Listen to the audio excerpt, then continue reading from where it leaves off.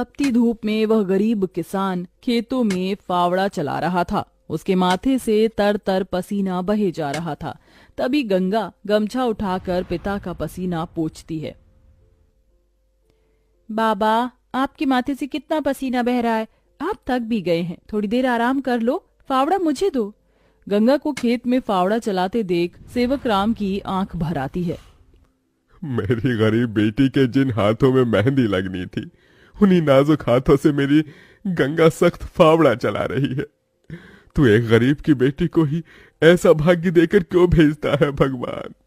एक गरीब के जीवन की सबसे बड़ी दुविधा बेटी को ब्याहना होता है। ये कहानी है ऐसे ही किसान सेवक राम की, जो बड़ा गरीब है। उसकी दो बेटी गंगा और अंजू हैं। यूं तो सेवक राम ने गंगा के लिए कई रिश्ते ढूंढे, मगर भला एक गरीब की बेटी का हाथ कौन थामना चाहता है। किसी तरह से उनका जीवन कट रहा था। सेवक राम, उसकी बूढ़ी पत्नी जानकी और दोनों बेटी सारा दिन तपती धूप में खेत में काम करते रहे। शाम को खेत का मालिक ब्रिज वहां आया। अरे ओ सेवक राम, सारा खेत जोत दिया?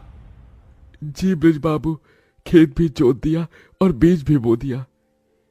ये ले, तेरे परिवार की आज की दिहाड़ी 250 रुपए। ये क्या मालिक, आप पैसे तो कम दे रहे हैं। पहले मेरी अकेले की दिहाड़ी आप मुझे 200 रुपए देते थे, फिर घटाकर 100 रुपए कर दिया और फिर सीधे 70 रुपए कर दिया, और उसमें भी पूरे पैसे नहीं दे रहे हैं।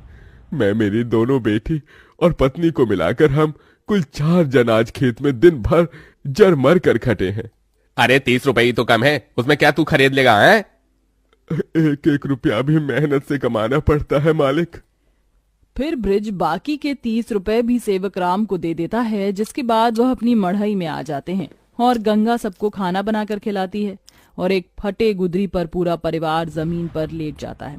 मगर एक पिता होते हुए सेवक राम चिंता में सो भी नहीं पाता। वह रात भर आंसुओं से बिछौना भिगोता है। अजी, आप अभी तक जाग रहे हैं? जिसके घर में जवान बेटी ब्याहने को हो, वो कैसे सोए। जाने मेरी गरीब बेटी के भाग्य में क्या लिखा है।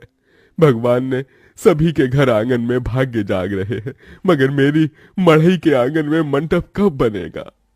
अजी, तुम चिंता मत करो, भगवान ने कहीं न कहीं जोड़ी बनाई होगी। सेवक राम का यही दुख कम न था। अभी तो और भी कठिनाई आने को थी। अगले दिन जब चारों खेत में पहुंचे कि तभी, क्यों रे सेवक, कल तू 30 रुपए के लिए पाठ पढ़ा रहा था, अब क्या करेगा? क्योंकि ये सारी की सारी जमीन तो पृथ्वीराज जी ने खरीद ली। तभी अंजू ने गंगा से कहा, दीदी, अब हम क्या खाएंगे? खेत बोकर ही तो थोड़े बहुत पैसे मिलते थे। सेवक राम अपने परिवार को लेकर लौट आया। वह दिन रात चिंता में गलने लगा। ऐसे घर कैसे चलेगा प्रभु, कैसे होगी गंगा की शादी। और शादी नहीं हुई तो लोग मेरी गंगा को जाने क्या क्या नाम देंगे, क्या क्या ठहराएंगे जानकी। मैं काम ढूंढने जा रहा हूँ। बाबा, मैं भी आपके संग चलूंगी। दोनों काम ढूंढते एक बड़े से मिल में आए, जहां शिव नाम का एक नौजवान गरीब मजदूर भी काम कर रहा था। जहां मजदूर राशन की बोरी भरी मालगाड़ी खींच रहे। सेवक राम ने काम मांगा, दोनों को काम मिल गया। गंगा अपने पिता की बराबरी में काम करती। तपती धूप से अक्सर उसके पांव और हाथ में मालगाड़ी खींचने से छाले से पड़ जाते, तो वहीं घर आकर वह अपनी माँ का हाथ बटाती। आप ही अपनी चक्की पीसती, कड़ी धूप में सड़कों से गोबर बीन कर लाती, उपले बनाती। एक दिन मालगाड़ी खींचते वक्त शिव उसकी मदद करता है। काका, क्या मैं आप दोनों के साथ खाना खा सकता हूँ? बड़ी भूख लगी है और मैं खाना भी नहीं लाया। हाँ बेटा, आओ ना। ये कहते हुए गरीब गंगा अपने प्याज और रोटी में से उसे भी देती है और हिचक से भरकर कहती है, माफ कीजिएगा, आपको खिलाने के लिए हमारे पास कोई पूरी पकवान तो नहीं है, जो है यही खा लीजिए। शिव वह रूखा सूखा भी हंसकर खाने लगा। अब अक्सर शिव उनकी मदद कर देता। उसकी अच्छाई गंगा के मन को भाने लगी और एक दिन शिव ने कहा, काका, अगर आप मुझे इस काबिल समझे तो मैं आपकी बेटी का हाथ थामना चाहता हूँ। बेटा, मेरी गरीब बेटी को तुम जैसा मेहनती जीवन साथी मिलेगा। मुझे तुम पसंद हो बेटा। गरीब सेवक राम की दिली इच्छा तो थी कि गंगा को बड़ा और अच्छा घर द्वार मिले, मगर उसके मन में शिव को लेकर भी एक संतोष था। मगर सेवक राम ने जो कभी सोचा भी नहीं था, अगले दिन वो हुआ। कई बड़ी गाड़ियां लाइन से उसके चौखट पर आईं और शगुन से भरी थालियों के साथ शिव अपने परिवार के संग उनके घर आया। उनके महंगे कपड़े लत्ते देख एकदम महलों में रहने वालों से थे। शिव के संग उसके माता पिता पृथ्वीराज, वसुंधरा और बहन योगिता थी। अंजू ने उन्हें देख तपाक से बोला, अरे बाप रे, ये तो राजा महाराजा से लगते हैं। अजी आपने तो कहा था शिव गरीब घर का लड़का है। शिव बेटा, ये सब क्या है? यही मेरी सच्चाई है काका। माफ कीजिएगा, मैं मजदूर या गरीब नहीं था, बल्कि महलों का बेटा हूँ। मगर मुझे एक ऐसा जीवन साथी की खोज थी जो मेरा धन दौलत देखकर मुझे न अपनाए। इसलिए मैं उसे ही ढूंढने के लिए ये जीवन जी रहा था। जिसने मुझे मेरी गरीबी के संग स्वीकारा वो गंगा थी। इसलिए मेरे महलों की दुल्हन गंगा होगी। गंगा बनोगी मेरे महलों की बहू और मेरे बेटे की दुल्हन। अपनी गरीब बेटी के लिए महलों से आया रिश्ता देखकर सेवक राम बड़ा रोया।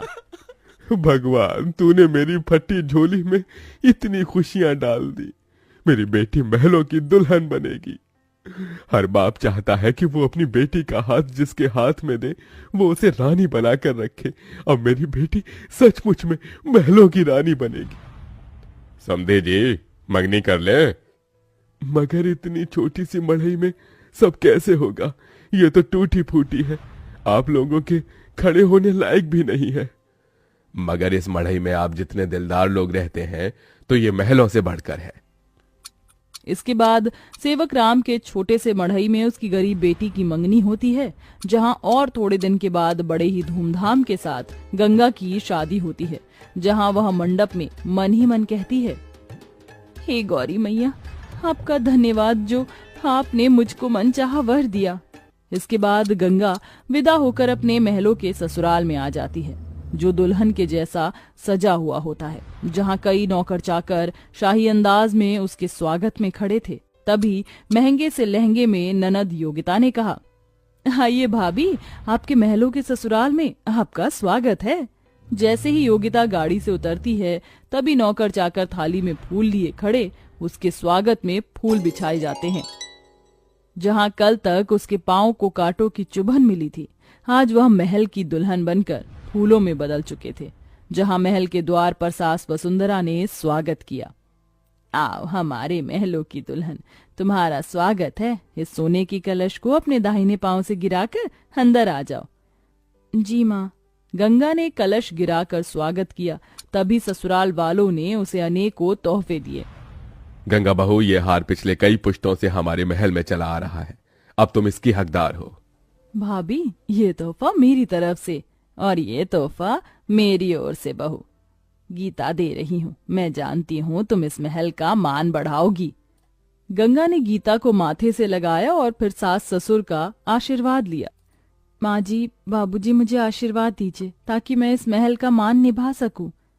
सदा सुहागन रहो, जुग जुग जीती रहो। फिर गंगा विदाई में दिए अपनी गठरी को संग लिए शिव के साथ कमरे में आ गई, जहां आलीशान बड़ा कमरा, ऐशो मखमल का बिछौना और सब कुछ था, जिसे उस गरीब दुल्हन की आंखें देखती रह गईं। कैसा लग रहा है महलों के ससुराल में आकर? खुशी से गंगा की आंखें भर आईं। उसने कहा, यकीन नहीं होता, भगवान ने एक बार में ही इतनी खुशी दे दी। शिव, सब एक सपने जैसा लग रहा है। अब यही तुम्हारी दुनिया है। उस रोज जमीन पर सोने वाली गंगा मखमल के बिछौने पर सोई। अगले दिन वह नहा धोकर नीचे आई, जहां खाने की शाही मेज लगी थी और इर्द गिर्द नौकर खड़े थे। बहू बैठो, खाना खाओ। तभी नौकर ने गंगा को खाना परोसा। एक निवाला खाते ही गंगा को अपनी संघर्ष भरी जिंदगी और याद आ गई। उसकी आंखों से आंसू छलक गए। क्या हुआ गंगा बहू, खाना अच्छा नहीं बना? नहीं माँ जी, बहुत अच्छा बना है, बस ये सब खाने की तो एक गरीब की ख्वाहिश होती है। मैं बहुत खुश हूँ, बस चाहती हूँ कि हर लड़की को उसके सपनों का ससुराल मिले, जैसे मुझे मिला। थोड़े दिन में गंगा अपने महलों के ससुराल में सुखी से रहने लगी। किसी गरीब की बेटी को चुनकर हम भी ये पुण्य कमा सकते हैं।